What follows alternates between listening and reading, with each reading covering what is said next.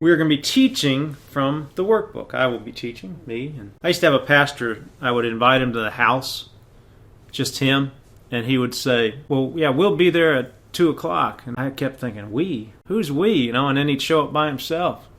I'd say, well, why do you always say we? He goes, well, I don't go anywhere without the Father, the Son, and the Holy Spirit. So it was always we to him. So we will be teaching from the workbook. I'm not going to be teaching how to do the workbook, but we're going to be using it as more to see what the theory that bounces back and forth between the workbook and the text, how that works. And there's a lot of depth in the workbook, including those questions in the second part that are interspersed every 20 lessons. But just about every lesson has great teaching in it. And so that is our purpose. And we're going to be teaching on purpose and function and desire and meaning, because this is key to understanding how the mind works.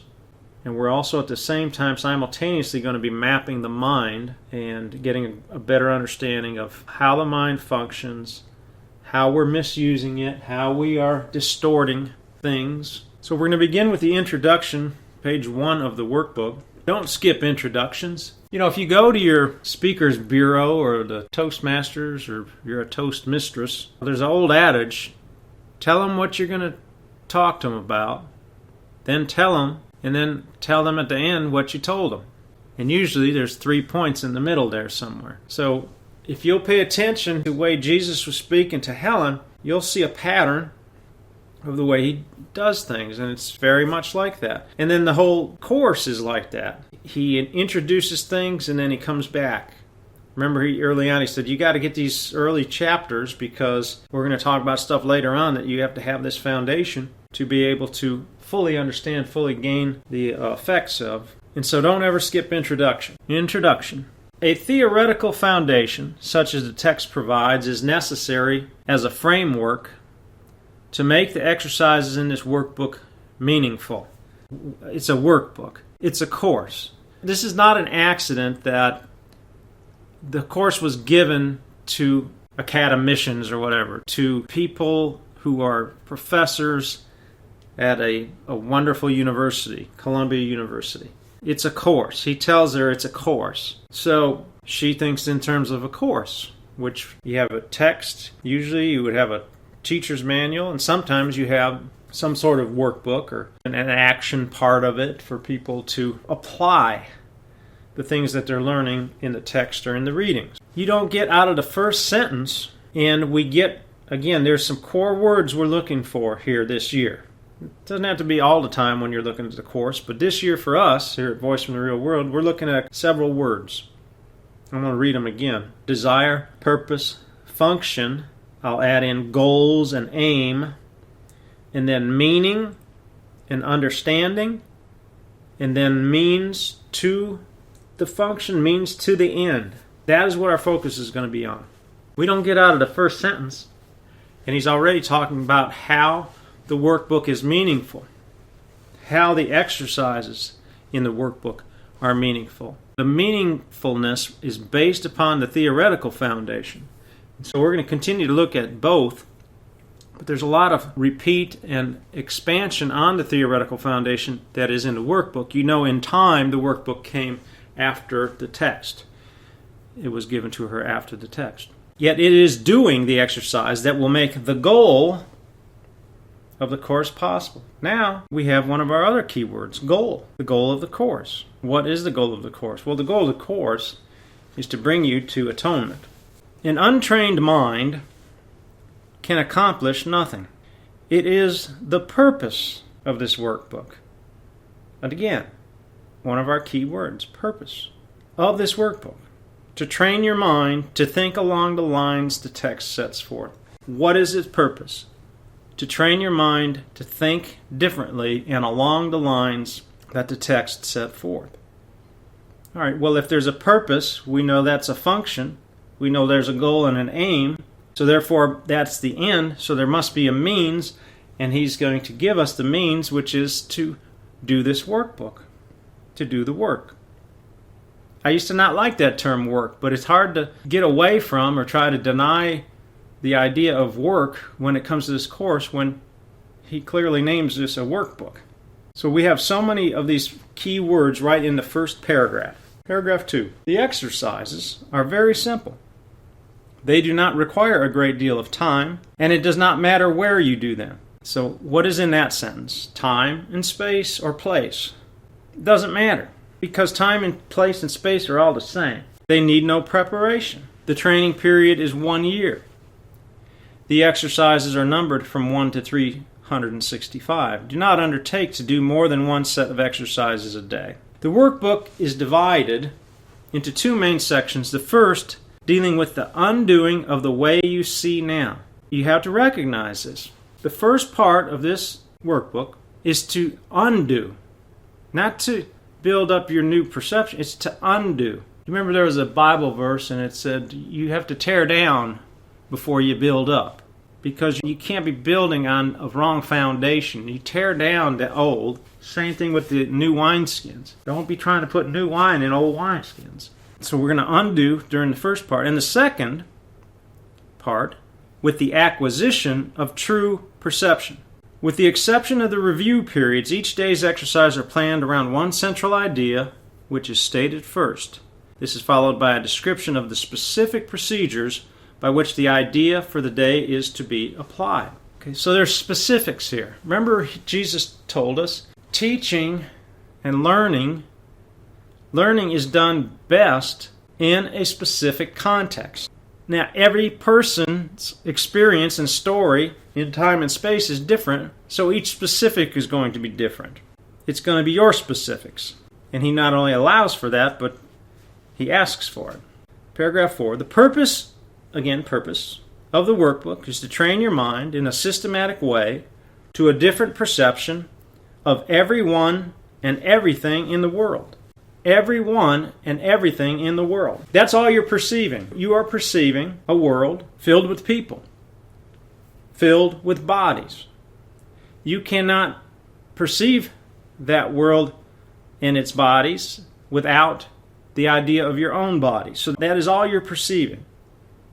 But he's going to change the perception, but there will be no exclusion to the way you perceive. The goal here is what he's going to give us a term for in a second, and that is to make the perception different of everything and everyone, totally inclusive. The exercises are planned to help you generalize the lessons.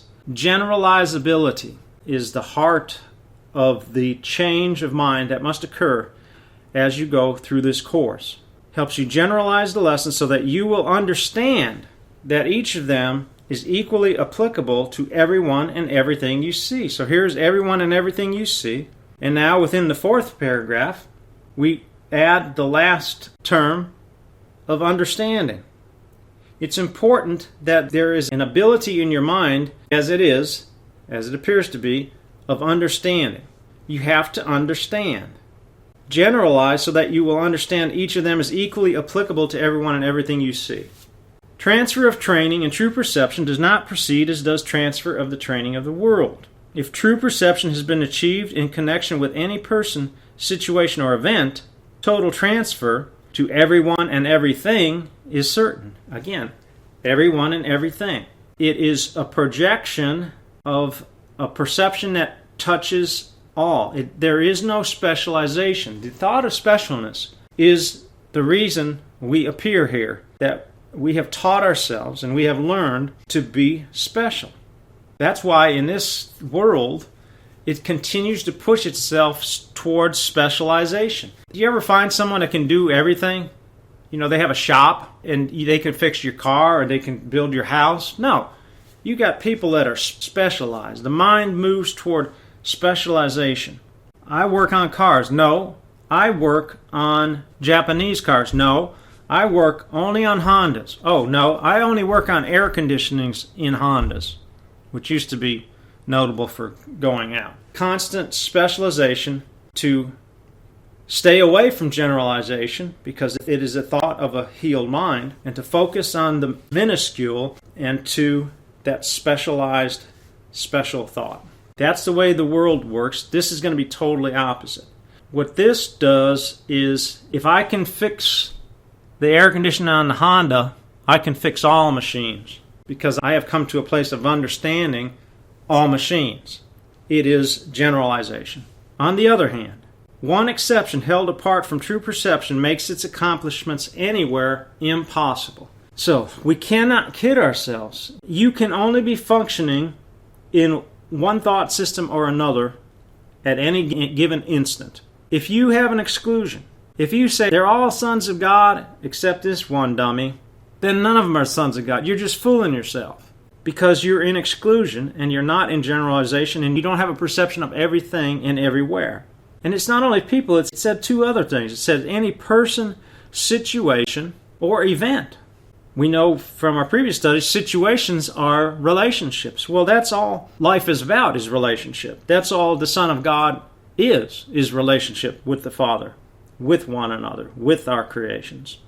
To think that it's manifesting in the form of a situation or an event or a person is an illusion, but it can still be perceived correctly in true perception.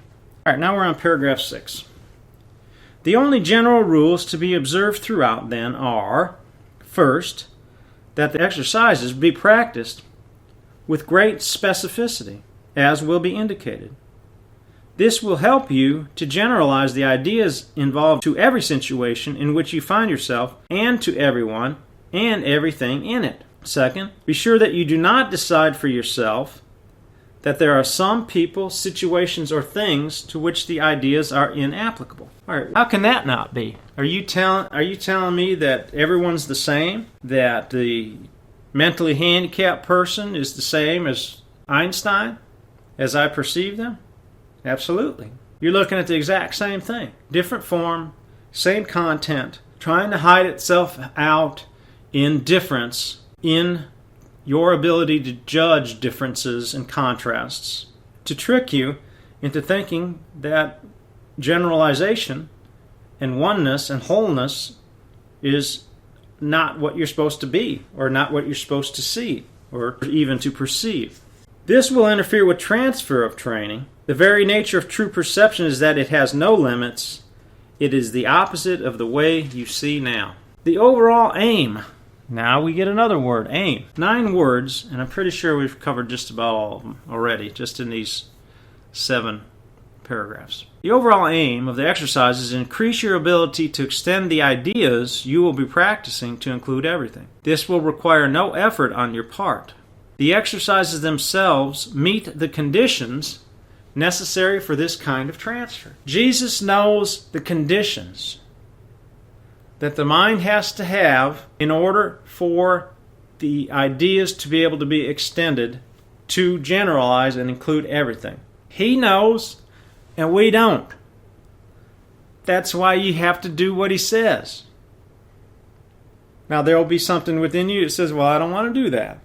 And that's what he talks about next. Some of the ideas the workbook presents you will find hard to believe, and others may seem to be quite startling. This does not matter.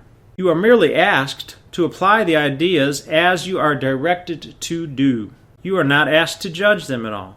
You are asked only to use them. It is their use that will give them meaning to you and will show you that they are true.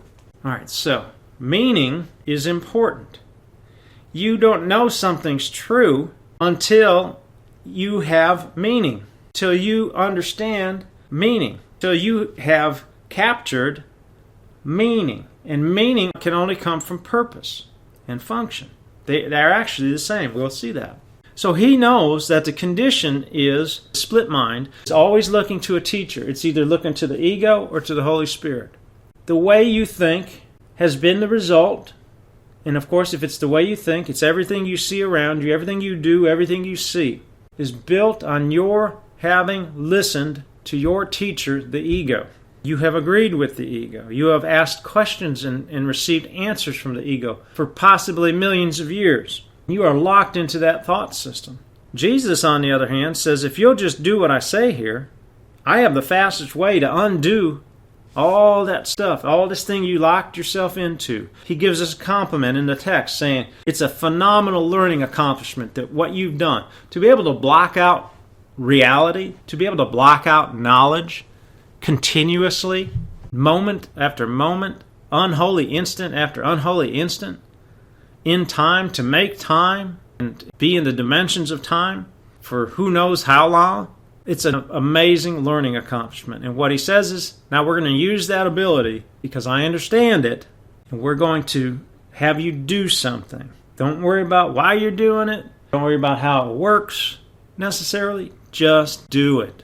I don't know if you've ever seen the video of Shia LaBeouf, or whatever his name is, the actor, young actor that was in Transformers. He was doing some kind of motivational speech or something, and he just kept screaming, "Just do it!" It's funny as heck, but it really gets the point. Just do it. That's what Jesus is saying through Shia LaBeouf. Just do it. Because when you do it, you're automatically meeting the conditions to change your mind. Why? Because it's going to give you meaning and the ideas that are behind it. These ideas from the text, these theoretical foundation ideas will become meaningful to you, and you will know that they are true. Paragraph 9. Remember only this: you need not believe the ideas. You need not accept them. And you need not even welcome them. Some of them you may actively resist. None of this will matter or decrease their efficacy. But do not allow yourself to make exceptions in applying the ideas the workbook contains, and whatever your reactions to the ideas may be, use them. Nothing more than that is required. Again, use them. Just do it. You don't have to believe it. You know, we made faith and belief and seeing. You don't need to use your belief to believe this is working. It's just going to work. I guarantee it'll work. If you'll do it, if you'll just do what he says. We're now in part 1. Let's recall what part 1 is for. It's to undo your current thought system. When someone says, "Hey, what's this course all about?" What do we jump into? "Oh, well, you're the Holy Son of God, and none of this is real, and you've never sinned, and we never left heaven, and yada, yada, yada." Okay. Is that where Jesus starts here? Here's where he starts. Lesson 1. Nothing I see in this room, on this street, from this window, in this place, means anything. He doesn't go to all that other stuff. He goes to this idea of meaning that is crucial. Remember what he said? He said, it is their use that will give them meaning to you, and then you will know the truth. So he has to deal with meaning. So that's the first lesson. Look slowly around you. Practice applying this idea very specifically to whatever you see. This table does not mean anything, this chair. Then he goes from objects to the body. This hand, this foot does not mean anything. This pen does not mean anything. Doesn't mean anything. Then look farther away from your immediate area and apply the idea to a wider range. The door, that body. It's interesting he brings the body into both these. The lamp, the sign, the shadow does not mean anything. Now that's interesting because everything else we have is concrete in form. The shadow's not concrete. It's just a shadow. It's an image. It's nothing. And nothing means nothing. He starts with stuff that's close to you. Why is stuff close to you? Because you're projecting everything. You're making your world. And those things that you want to be close to you are close to you. You're in the room right now where you want to be. And you have put things around you to facilitate how you use your mind and how you use seeing and what you're seeing with your eyes and with your 5 senses, or how many senses we have. It's all purposeful. The text tells us that everything you see with your eyes is in total conflict. It's all battling for your attention. There's things close to you, there's things further away. There's things that are bright, there are things that are in the darkness. There are big things, there are little things. And it's all things, just like the night dream. All those things you see in the night dream, guess who put them there? You did. You put them there. Every person, everything, the whole story. So we start things closer to us, and then he has us move away. Notice that these statements are not arranged in any order and make no allowances for differences in the kinds of things to which they are applied. That is the purpose of the exercise. The statement should merely be applied to anything you see. Okay, so what is he addressing there? Jesus is addressing the mind's need to put things in order. When you look around the room, whether it's chaotic order or very neat order, doesn't matter. It's still an order. And if you've read the Ur text, or if you read this new version, of course that just came out, you'll know that Jesus dealt with about Helen's husband and the way he was a cluttered person and why the mind would do that. And it has to do with the ability to control. My inability to control my thoughts and my fears show up. How do I deflect that? I have a kid like this. Scatters stuff everywhere. Doesn't seem to be in any order to it, but he can find it. But because he seems to be able to control that, he doesn't have to deal with the uncontrollable thoughts. And I'm not just talking about my kid. I'm talking about a general principle of mind and deflection, dissociation, and projection. So he's immediately dealing with this idea that we have to order things. That, okay, I look around the room and I'm only going to look at things that are up high, or I'm only going to look at things that are bright, and I'll only look at those. I remember my mom was a waitress, and I'd go in a restaurant at lunchtime, and there was a kid that would come. She would serve him the meal. His mother paid her weekly for these meals, and everything had to be separated, could not touch one another, and he would eat one thing at a time, and always in the same order. Okay, that's this need for the mind to create order out of total chaos. That's all this is chaos. It's total conflict, total chaos. So Jesus is saying, okay, don't do that. Don't try to organize things. Just look scatteredly around your room, if that's a word. Don't exclude anything.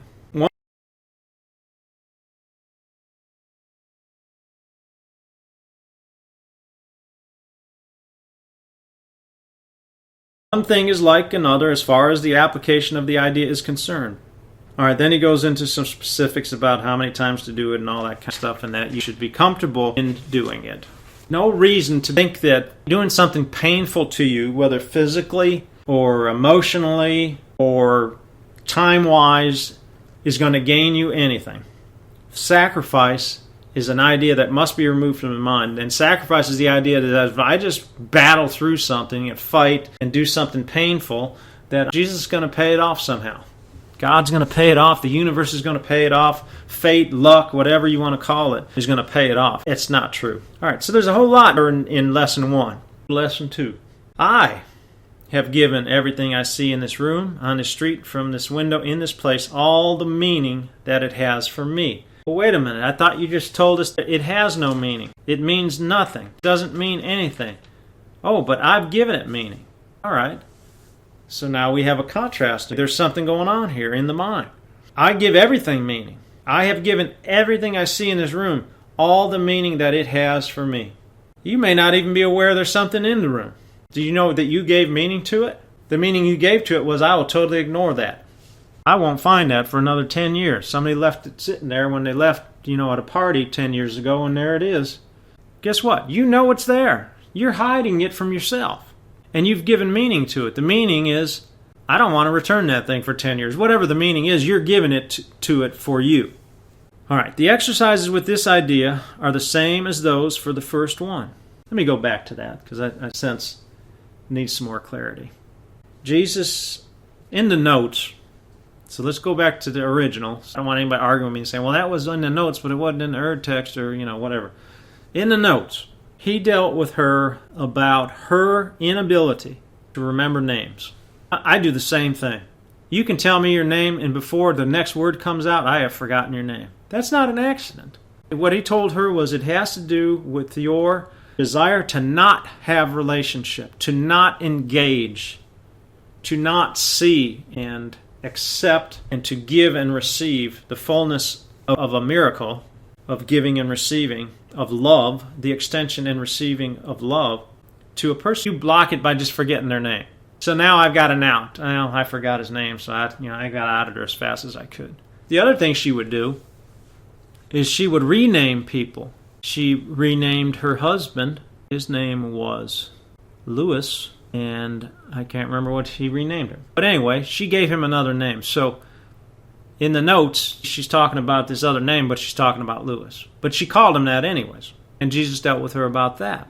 What he said was, you're doing that on purpose, and it has to do with an idea in your mind. It has to do with retribution of evil, that evil will come and visit. And, she had a Jewish background, and there are some old Jewish tales or whatever where the angel of death would come, and they're looking for Joe, Well, let's stop calling him Joe. We'll call him Bob, and the angel can't find him because we don't call him Joe anymore. We call him Bob. So everybody's got a different name. Did you ever notice you get in a group, work or whatever, and people hardly ever call one another by their names? They'll come up with nicknames. They'll come up with whatever. Why? It's all based on what's going on in the mind and dealing with this idea of order, trying to defend against the real world and playing these games that we're playing to try to keep ourselves from reality, from truth. And so we give meaning to everything, whether we recognize it or if we were conscious of it or aware of it or not, we give meaning. So here he is, now we're in lesson 2. He's dealing with meaning, not reality, not Son of God, not heaven, meaning. Giving meaning to something that has no meaning. Begin with the things that are near you, apply the idea to whatever your glance rests on, then increase the range outward.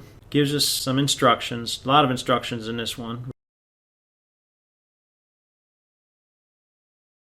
Remain as indiscriminate as possible in selecting subjects for its application. Do not concentrate on anything in particular and do not attempt to include everything you see in a given area, or you will introduce strain. Okay, strain is the same as pain. It's not going to get you anything. And I know some paths have you, I'm going to look at that chair for the next hour and, I'm going to know the meaning of the chair. If you want to do that, go ahead. But Jesus says, hey, do it my way and we'll get this done. Merely glance easily and fairly quickly around you, trying to avoid selection by size, brightness, color, material, or relative importance to you.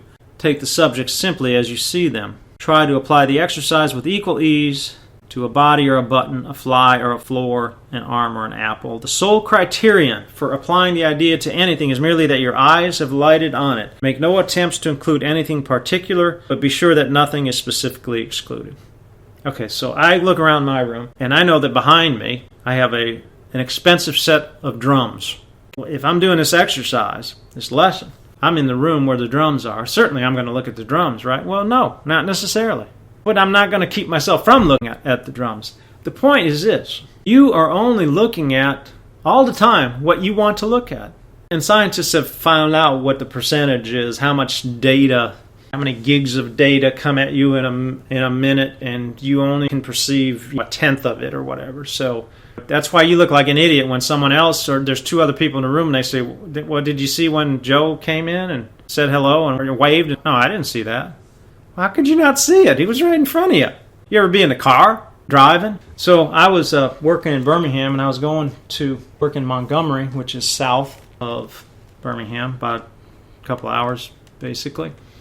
But I lived about 20 miles south of Birmingham, an exit off of the same interstate, which is Interstate 65. It's 9 o'clock in the morning. I'm driving to Montgomery. Where do I find myself? In my driveway. Why? Because I'm not aware. I'm in habit. There's so much you are not aware of. And so these, again, talking about meaning, showing us that we need to stop judging everything. It's all the same. It's all meaningless, but yet we give it all the meaning that it has. Lesson 3. I do not understand anything I see in this room. Again, let me go through my words here, which we're going to continue to do until we have them memorized. Desire, purpose and function, goals and aim, meaning, understanding, and means and end. Now he's saying, I do not understand. It has no meaning, but I'm giving it meaning. But I can't understand anything I see in this room, on this street, from this window, in this place. Apply this idea in the same way as the previous ones, without making distinctions of any kind. Whatever you see becomes a proper subject for applying the idea. Be sure that you do not question the suitability of anything for application of the idea. These are not exercises in judgment. Anything is suitable if you see it. Some of the things you see may have emotionally charged meaning for you. All right, now he goes back to meaning. First of all, we're seeing with our eyes, he says. But are we seeing with our eyes? He told us in the text, the eyes can't see and the ears can't hear. His body is doing nothing. So what is seeing? The mind is seeing, and it's an image maker. It is making images to report back its own wishes or desires. I might add that wish to the list next to desire. Again, and we give things meaning, and some of them are emotionally charged. Now we bring in emotion. Now, there are really only two emotions. Really, there's only one emotion. It's love. It is an emotion. But we bring in an emotion called fear, and we give it all kinds of forms. The body itself is fear informed, Jesus told us. So we, through selection, through evaluation, through judgment, through learning and teaching ourselves, we can blame it on the parents, blame it on the teachers, blame it on grandma, but we're the ones that emotionally charged these things. And if they helped us do it, it's because we wanted them to appear and help us to emotionally charge any given thing, situation, memory, object, person. Try to lay such feelings aside and merely use these things exactly as you would anything else. You ever watch Hoarders, the Hoarders programs? See, there's emotionally charged stuff, and it doesn't always make sense to us what the emotion is. I can understand if it's the urn and grandma's ashes are in it, but you got an old pool stick in the corner. Oh, gosh, no, you can't get rid of that. Well, it's all warped and you can't use it. I know, but it's been there for 20 years, whatever. You have emotionally charged it. An emotion is something that we tag on to the mind to give it an energy for it to lock in. That's why you can play a song and it takes us back in time because we want to live in the past. We do live in the past. We're never living in the present. And we have charged those songs with certain emotions, and that emotion comes right back as soon as you hear that song. Could be anger, could be happiness, could be whatever. Could be sadness. It's an emotional charging, and it is an activity of the mind that we utilize. So we have to attempt to minimize that now in this exercise as we are looking around our things and our stuff in our time, in our space, in our place. The point of the exercise is to help you clear your mind of all past associations. See, that's the thing. The mind has constantly made associations, and many of them are unconscious. Associations, they're like building blocks. So we might find a physical attraction, but we don't recognize it's associated with someone from our past or an incident from our past. But we made that association on purpose. So we choose those associations. And not necessarily even in this same story or same lifetime. The associations are in the mind. The mind's just fooling itself with beginnings and endings. So they can bleed over. So we got to clear the mind of all past associations to see things exactly as they appear to you now. And to realize how little you really understand about them. It is therefore essential that you keep a perfectly open mind, unhampered by judgment in selecting the things to which the idea for the day is to be applied for this purpose. One thing is like another, equally suitable and therefore equally useful. So we're in lesson 3 and he's dealing with so much. Letting go of judgment. Letting go of this ordering of things. Letting go of associations from the past. Letting go of how we put an emotional charge on things to make them special. We put meaning on all that stuff. We're undoing. Remember, part 1, undoing. And what he's saying here is, I don't understand anything. Remember, I think it's in chapter 30, there's a statement. It says, the scariest thing for the world to hear is that you don't know anything. I don't know anything. I don't know what I'm doing. I don't know where I am. I don't know who I am. I don't know what I am. I don't know where I came from. I don't know what I'm doing.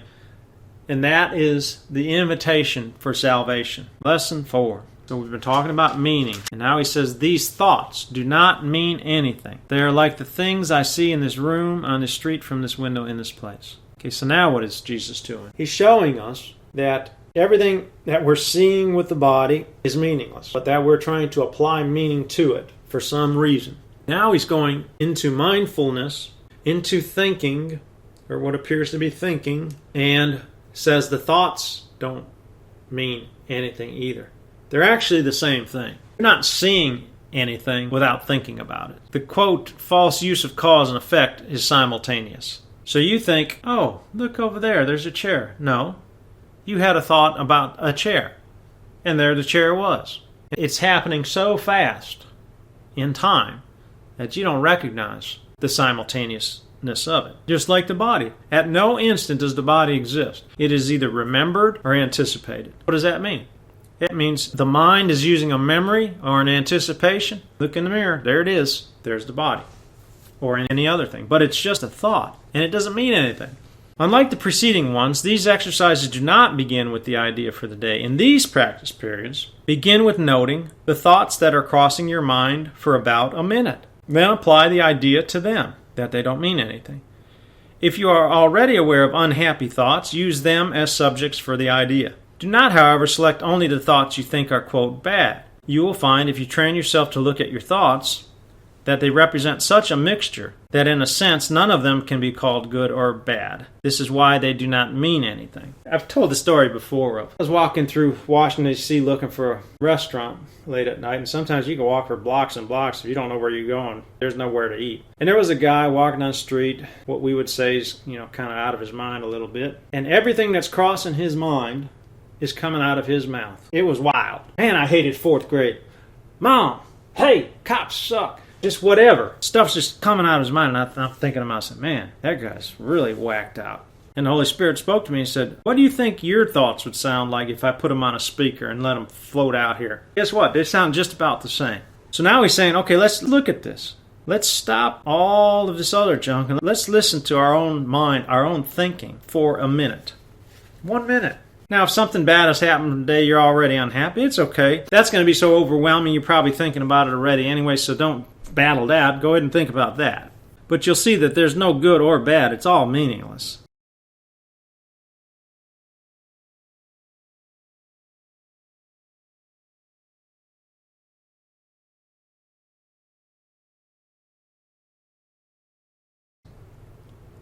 Paragraph 3. This is a major exercise and will be repeated from time to time in somewhat different form. The aim here, one of our keywords, is to train you in the first steps toward the goal of separating the meaningless from the meaningful. It is a first attempt in the long-range purpose of learning to see the meaningless as outside you and the meaningful within. Okay, there's a key. There's nothing outside of you that has any meaning. It is not meaningful. It has no meaning. But there is meaning and meaningfulness within. The key is to, at least step one, is to quit looking outside for the meaning and start looking within to mindfulness. It is also the beginning of training your mind to recognize what is the same and what is different. In using your thoughts for application of the idea for today, identify each thought by the central figure or event it contains. For example, this thought about X does not mean anything. It's like the things I see in this room, and so on. You can also use the idea for a particular thought that you recognize as harmful. This practice is useful, but is not a substitute for the more random procedures to be followed for the exercises. Do not, however, examine your mind for more than a minute or so. You are too inexperienced as yet to avoid a tendency to become pointlessly preoccupied. See, if you can't tell what's meaningful and you can't tell what is the same and what is different yet, then don't spend a whole lot of time in it yet. Because you don't know what you're looking for. So why spend a bunch of time being lost? You're just going to be lost. Further, since these exercises are the first of their kind, you may find the suspension of judgment in connection with thoughts particularly difficult. Do not repeat these exercises more than 3 or 4 times during the day. We will return to them later. So, it's hard not to be preoccupied because the egoic mind is based on focusing on anything but the atonement, including this course. I could go and spend hours and days and months actually memorizing this entire course. Wouldn't that be impressive? Go out and speak, yeah. Like I just couldn't even find a verse, which say, oh, that's chapter 30, verse, section 7, and then right from my memory, quote you the entire chapter. I knew guys that could do that with the Bible, and it was pretty impressive, and people were impressed by it, and they thought that was spiritual, or whatever you want to call it. That's meaningless. As long as the mind wants to focus on anything but the atonement, the ego will let you focus on anything. It'll let you pray. It'll let you meditate for 24 hours. Whatever. As long as it knows that it is not threatened by atonement, by the thought of atonement, it's not worried at all. And so it causes you to not see everything the same. It causes you to focus. I got a problem. I don't have time for that. I got to deal with this problem. See, what is a problem? A problem is a focus. It is a judgment that this has meaning. See, I just had something happen right before I started teaching today. Some of you may know that I'm putting together a reunion of some military guys from about nearly 40 years ago. And some 37 years ago, 2 of those guys were killed. One was a police officer. he was assassinated, like you've seen a lot of lately. Guy came up behind him while he was talking to someone at the curb, just shot him in the back of the head with a shotgun. I've had a wonderful time. I found his parents are still living. I found his sisters, and his sisters were going to be coming to this reunion, which is in 5 weeks. I was informed today that they are not coming for various reasons. Well, what does that mean? It doesn't mean anything. Now, I could see that as a problem and begin, oh, wait, well, I've already made your reservations. I've spent money. Blah, blah, blah, blah. It means nothing. And of course, say, I'm sorry, there's nothing to be sorry about. But if you want it to be a problem, it'll be a problem. Oh, these people, last minute, they want to, yeah. It's all, what is your wish? What is your desire? What do you want to see? Well, you only want to see your thoughts. Well, that's why he has us here, showing us how to change our thinking, how to change our perception. I texted them back and said, there's nothing to be sorry for. The ability to communicate with your entire family has been nothing and is nothing but a blessing.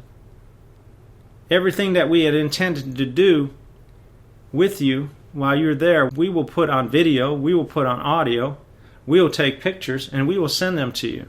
Because there's no distance. You need to see the pictures. I don't even need to see the pictures. I'm giving you the miracle of love, and it'll be in the form of these miracles. To think you've got to show up in Savannah, Georgia to get your miracle is ridiculous. But you don't get there without changing your mind about what you're doing, how you're perceiving, how you're judging, what meaning you're giving stuff. What is the goal? What is the purpose? What is your desire? What is your wish? And I'm looking forward to it. I'm looking forward also to what we're going to be doing on Thursdays.